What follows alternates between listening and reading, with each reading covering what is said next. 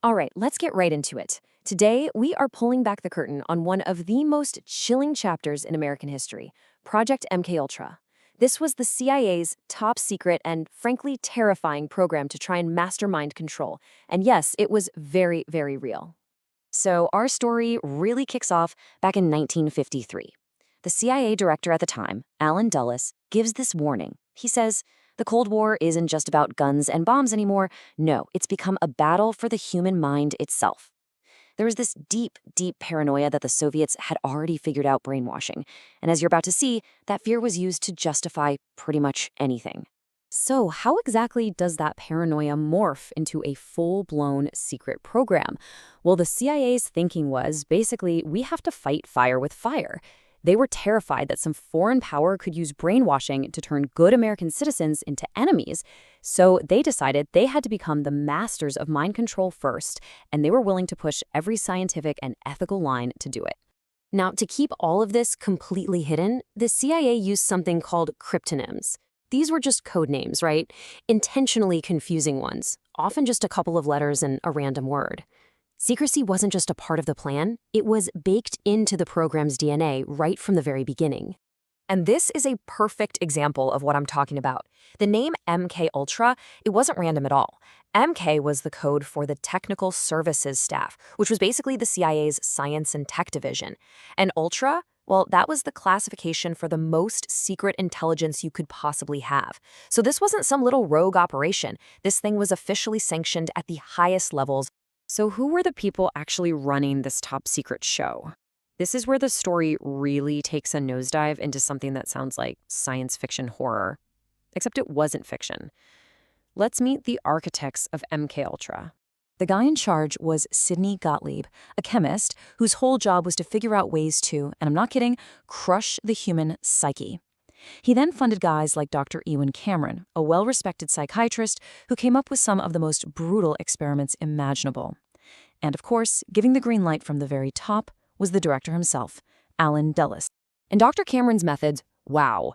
It was essentially a two-step torture technique designed to completely break a person's mind. First was something called psychic driving, where a patient would be forced to listen to a single phrase over and over and over again. Then came de-patterning, a horrific mix of massive electroshock therapy combined with huge doses of drugs like LSD. The goal was to just wipe the mind clean. And believe me, it wasn't just LSD. Gottlieb's team was playing with a whole chemical cocktail. They used barbiturates to put people into comas for weeks, then they'd jolt them awake with amphetamines. This brutal cycle was often fatal. They were desperately searching for a chemical key that could unlock and control the human mind, and they didn't care what it cost. You know, these tests weren't happening in some sterile lab with people who signed up for it. No, they were happening in hospitals, in prisons, on university campuses, on unsuspecting American and Canadian citizens. And this brings us to the most tragic part of this whole story, the human cost. And the results were just all over the place, wildly unpredictable. Take Frank Olson. He was a CIA scientist who got secretly dosed with LSD at a work retreat. A few days later, he fell from a hotel window and died. Then you have Ken Kesey, a college kid who volunteered for the experiments. He not only survived, but was inspired to write One Flew Over the Cuckoo's Nest and basically helped kick off the entire hippie movement. It took decades, but Olson's family had his body exhumed. And the new autopsy? It found injuries that suggested he was likely unconscious before he even went out the window. The government ended up paying the family this massive settlement and even gave them a personal apology from the president. The official story of suicide had just completely fallen apart. And if you think it can't get any seedier, let me tell you about Operation Midnight Climax. Yeah, that was its real name. The CIA literally set up brothels in San Francisco and New York. They'd have prostitutes lure guys back to a safe house, drug their drinks with LSD, and then agents would just sit behind a two-way mirror, watching and taking notes. This quote from George White, one of the agents who ran Midnight Climax, is just so revealing. He said he did it because it was fun, fun, fun. He's basically boasting that he could lie, cheat, and steal, all with the government's blessing. It shows you just how out of control and amoral this whole thing got. The all-highest he's talking about, that's the US government.